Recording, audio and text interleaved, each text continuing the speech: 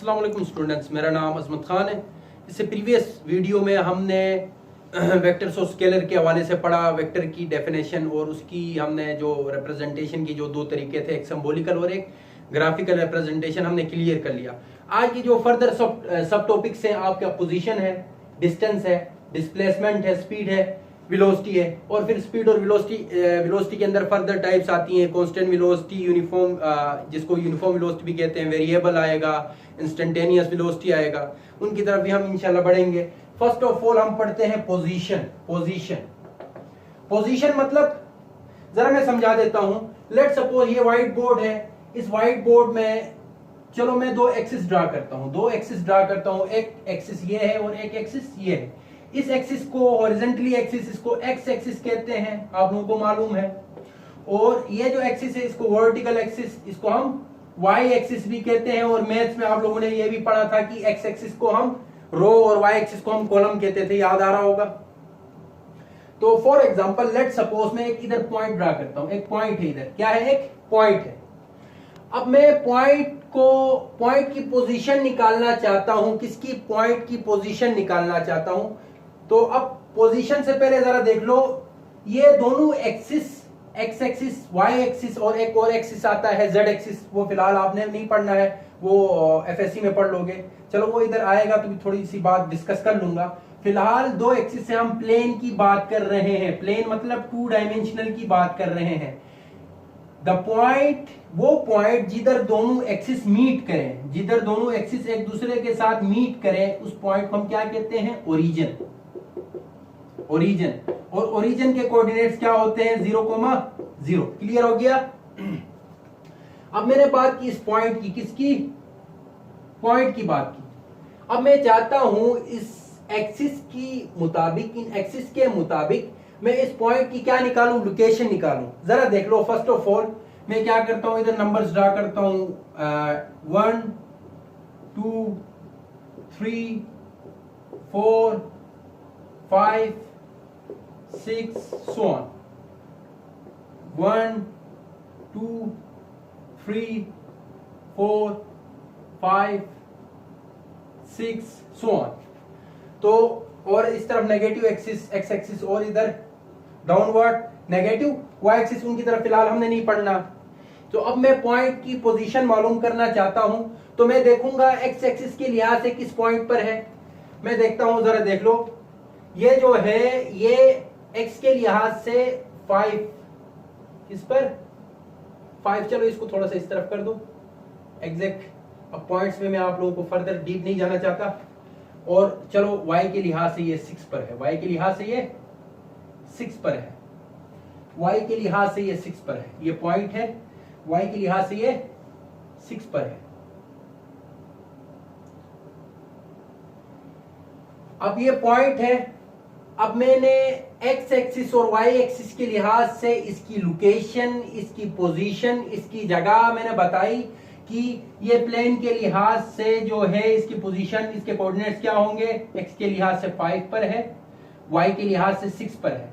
और याद रखो हमेशा जब आप लोग ऑर्डर पेयर की शक्ल में इस किसी भी पॉइंट की प्लेन के लिहाज से जब उसकी पोजीशन, उसकी लोकेशन जब आप लोग बताते हो, तो जो फर्स्ट जो पॉइंट होता है, जैसे 5 है, वो एक्स की वैल्यू होती है, और जो सेकंड होता है वो वाई की वैल्यू होती है। और ये भी याद रखना कि एक्स को हम फर्स्ट में क्यों लेते हैं, वाई को सेकंड में क्यों लेते हैं। अगर इसका मैं रीजन बताऊं, एक्स जो है आपका इंडिपेंडेंट वेरिएबल है,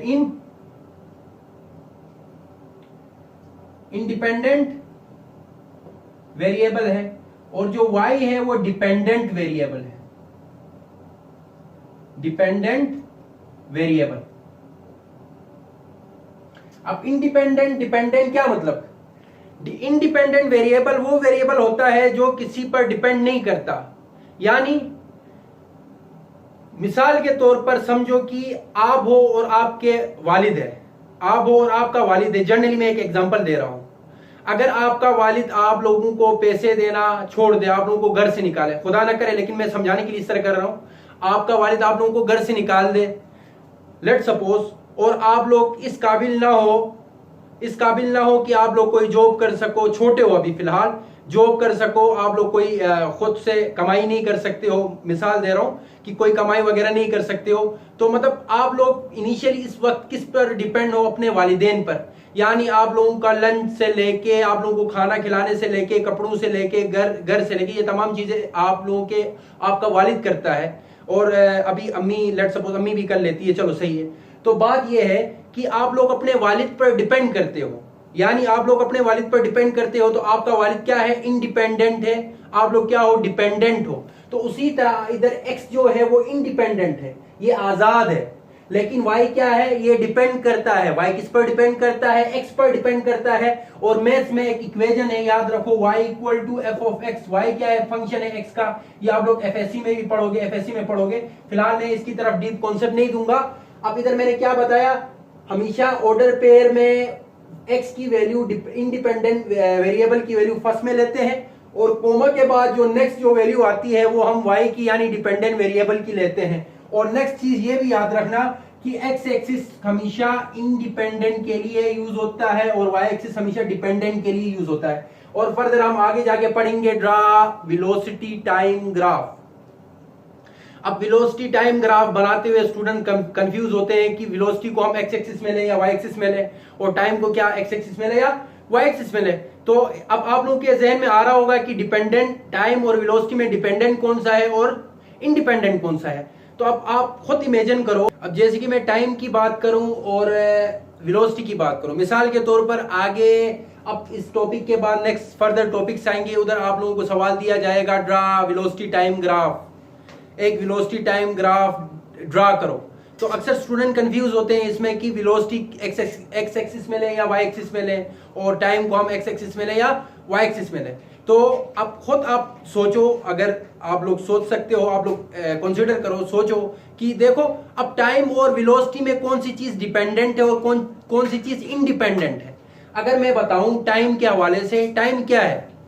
लेट सपोज अब मेरे कल के एग्जाम हो रहे हैं या किसी और बंदे के एग्जाम हो रहे हैं, और वो उसको नींद आ रही है रात को, अच्छा उसने पढ़ना है, प्रिपरेशन अभी तक उसकी हुई नहीं है पेपर की, वो क्या टाइम को ये तो नहीं कहेगा ना आप रुक जाओ मुझे नींद आ रही है, मैं सो जाऊं, मैं उठूंगा तो फिर आप चलने लगना टिक टिक करके। ऐसा तो पॉसिबल नहीं है। तो बात यह है कि अब टाइम ने तो चलना है, हर हाल में चलना है, तो टाइम को हम क्या कह सकते हैं? इंडिपेंडेंट वेरिएबल कह सकते हैं। और उसको हम किस अलोंग लेंगे? Along x axis. तो वेलोसिटी किस अलोंग जाएगी? Along y axis. तो क्लियर हो गया होगा डिपेंडेंट और इंडिपेंडेंट के हवाले से। और पोजीशन की हमने कैसे बात की? अब प्लेन में एक्स एक्सिस और वाई एक्सिस में हमने पोजीशन को एक्स के लिहाज से हमने देखा कि ये पॉइंट कहां लोकेट कर रहा था, और वाई के लिहाज से देखा ये पॉइंट कहां लोकेट कर रहा था। लेकिन नेक्स्ट जो बात है, हमने पोजीशन को रेफरेंस पॉइंट के निस्बत बात करनी है। अब इधर रेफरेंस पॉइंट कौन सा है? आपका ओरिजिन है। अब पोजीशन की डेफिनेशन क्या होगी? पोजीशन की definition, it refers to a location of a point or object। जो टर्म पोजीशन है वो रिफर करती है किसी लोकेशन की बात करती है, किसी भी लोकेशन, किसकी लोकेशन? किसी पॉइंट की लोकेशन या किसी ऑब्जेक्ट की लोकेशन। लेकिन इस केस में जो रेफरेंस पॉइंट है, रेफरेंस पॉइंट, हमने रेफरेंस पॉइंट कहां से? ओरिजिन को हमने reference as a reference point लेके किसी भी ऑब्जेक्ट की या किसी भी पॉइंट की प्लेन में हम उसकी पोजीशन, उसकी लोकेशन हम बता सकते हैं। ये हो गया पोजीशन। उम्मीद है आप लोगों को पोजीशन क्लियर हो गया होगा। जरा मैं डेफिनेशन क्लियर करवा दूं।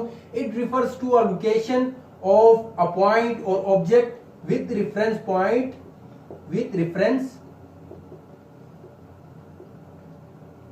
point as origin।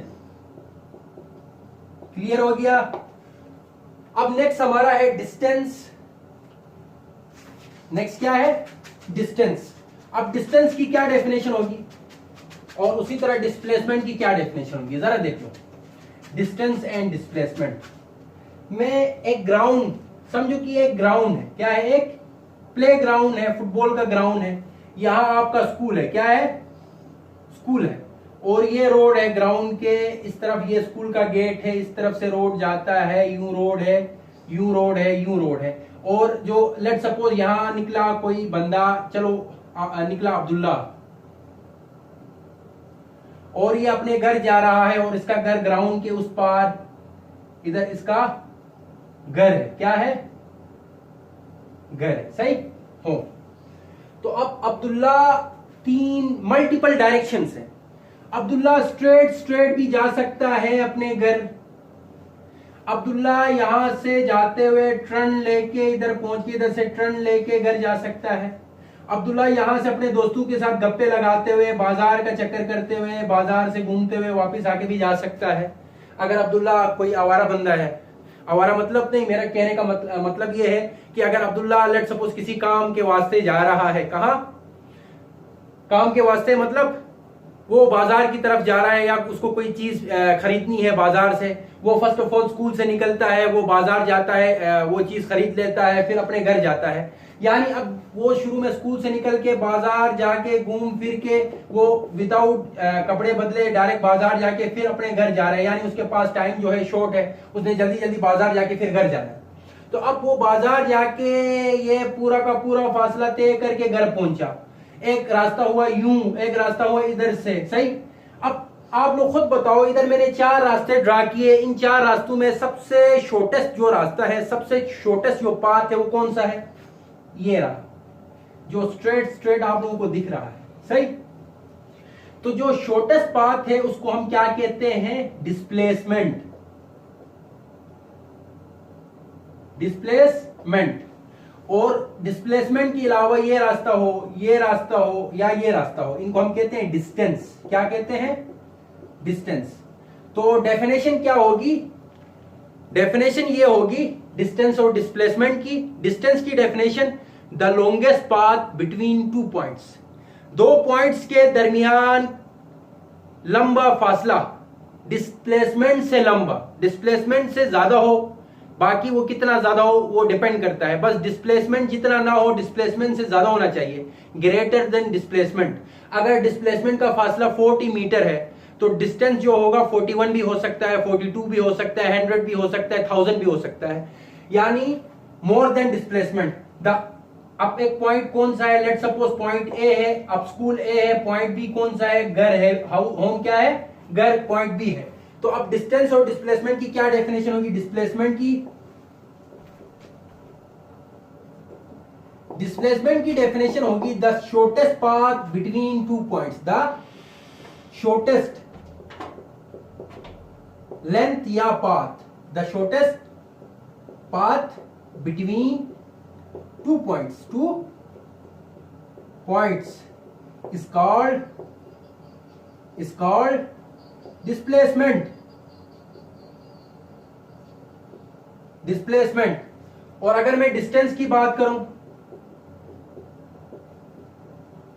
द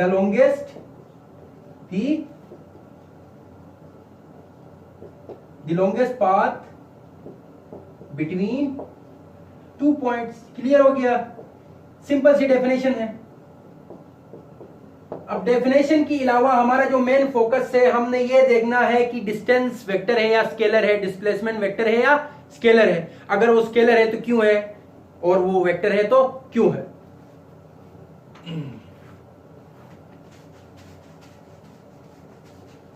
अब जरा देखो, मैंने डिस्टेंस और डिस्प्लेसमेंट की बात की और वेक्टर और स्केलर की मैंने बात करनी है। अब आप लोग देखो, अगर कोई ऐसी फिजिकल क्वांटिटी जो बार बार अपना डायरेक्शन चेंज करे, डायरेक्शन मतलब अगर वो एक्स एक्सिस के अलोंग चल रही है, अचानक वो एक्स एक्सिस के अलोंग से अचानक वाई एक्सिस के अलोंग चली गई, वाई एक्सिस से फिर जेड एक्सिस के अलोंग चली गई, यानी बार बार वो अपनी एक्सिस को चेंज करती जाए, उसको हम ये भी कह सकते हैं, एक स्केलर क्वांटिटी भी कह सकते हैं एक हिसाब से। तो स्केलर क्वांटिटी किसे कहते हैं, मैंने आप लोगों को समझा दिया था। तो डिस्टेंस में आप लोग अब खुद देखो, अब ये तो डिस्प्लेसमेंट का पाथ हो गया, ये कौन सा पाथ हो गया, डिस्प्लेसमेंट का, यानी शॉर्टेस्ट पाथ हो गया ना। अब ये जो रास्ता था जो बाजार का अब्दुल्ला जा रहा था, ये रास्ता, अब इस रास्ते में बार बार वो टर्न कर रहा है, अपना डायरेक्शन चेंज कर रहा है। अब इसकी डायरेक्शन यू सीधी होनी चाहिए, लेकिन कुछ देर बाद वो यहां चला गया, सही, उसको यूं चलना चाहिए लेकिन कुछ देर बाद वो यहाँ चला गया, उसको यूं जाना चाहिए लेकिन कुछ देर, यानी ये कंटिन्यूअसली अपना डायरेक्शन चेंज करता जा रहा है। इस तरह इसको हम कहते हैं क्या, स्केलर क्वांटिटी। तो आपका जो डिस्टेंस है वो क्या है, आपका डिस्टेंस स्केलर है। स्केलर है क्यों है, मैंने आप लोगों को बता दिया। स्केलर इसलिए है क्योंकि ये बार बार अपना डायरेक्शन क्या कर रहा है, चेंज कर रहा है। अब वेक्टर की मैं बात करूं, वेक्टर कौन सी क्वांटिटी थी, इसकी एक प्रॉपर डायरेक्शन होनी चाहिए अगर किसी भी एक्सिस में है।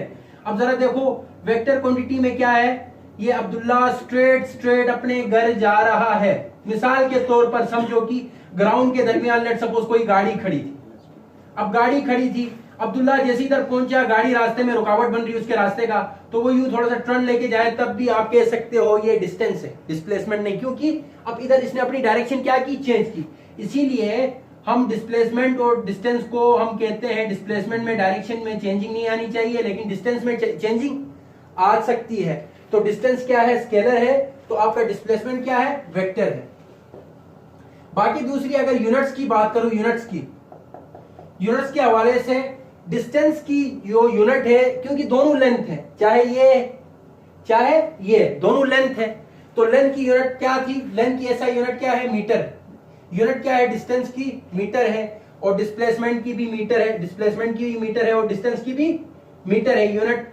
और फर्दर अगर नेक्स्ट डिस्टेंस डिस्प्लेसमेंट क्लियर हो गया, यूनिट क्लियर हो गया, और सिंबल के हवाले से बात करूं, अब क्योंकि डिस्प्लेसमेंट या डिस्टेंस को हम रिप्रेजेंट करते हैं एस से या डी से।